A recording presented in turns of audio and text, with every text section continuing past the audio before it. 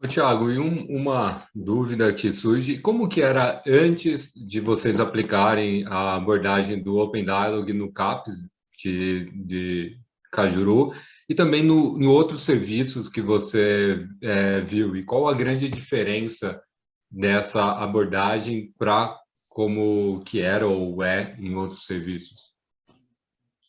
O Pablo, é interessante, porque, como eu disse, eu sempre tive essa pulga atrás da orelha, né, que às vezes essa prática que a gente tem com a psiquiatria, ela não era ideal. Então, eu ainda via muito o efeito da medicação, né, e muito paciente muito medicalizado, e às vezes o paciente, às vezes, não conseguindo é, nem se colocar, né, ter a sua postura ali subjetiva, evidenciada numa conversa, numa consulta. Então, isso ainda era de uma prática muito diária, né? Apesar que quando eu assumi a coordenação lá do CAPS de Cajuru, né, a equipe lá sempre foi uma equipe mais humanizante, né, nesse sentido.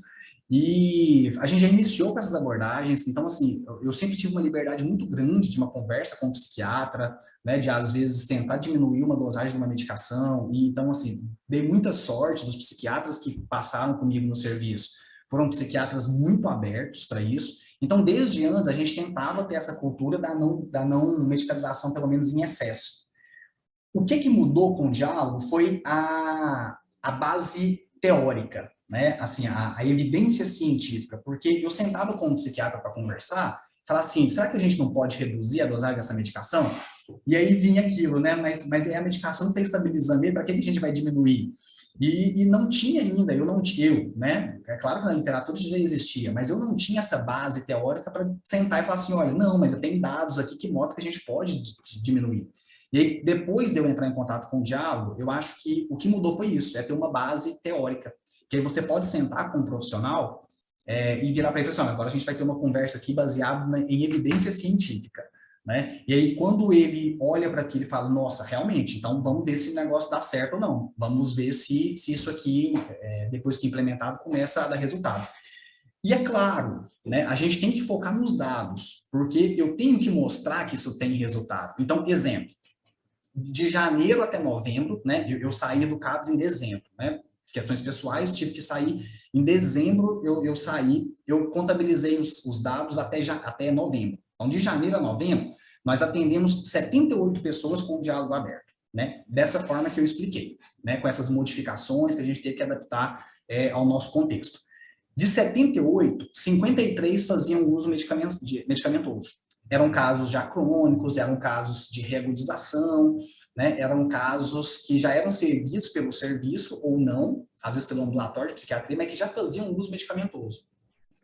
Tivemos ganhos enormes com esse paciente já cronificado também, com esse paciente. O IACO fala isso, que o diálogo ele pode ser também para pacientes crônicos. Então, diminuição de doses medicamentosas, pacientes que saíam da crise com mais facilidade, com mais rapidez. Agora, desses 78, 25 deles eram primeiras crises. 25 primeiras crises. Das 25 primeiras crises, 14 delas não precisaram de nenhuma grama de medicação psiquiátrica, né? Muito menos neuroléptica. Então, veja bem, 57% das primeiras crises psiquiátricas, nós não fizemos uso da medicação. Né? E 42% delas, 6 pessoas iniciamos com doses baixas, principalmente de benzodiazepínico, sem entrar com antipsicótico, e depois foi desprescrito. Né? Então, desses 25, 20 pacientes né, depois ficaram sem uso nenhum de medicação psiquiátrica e ficaram estabilizados e estão aí hoje. Né? É claro que não quer dizer que eles não vão ter recaídas, né? Não quer dizer isso. Mas recaídas com a medicação psiquiátrica também acontecem.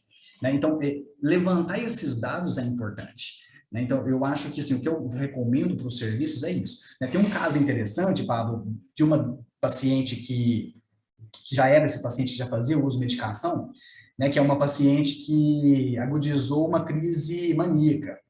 E em 2018, assim quando eu entrei, nós tratamos dessa paciente, ela teve uma crise maníaca, ela ficou no CAPS por volta de 4 meses em crise, assim, ficou 3 meses em crise franca e com uma taxa altíssima de medicação, assim, uma dosagem altíssima de medicação neuroléptica, tudo isso lá em 2018, antes da gente entrar em contato com o diálogo aberto.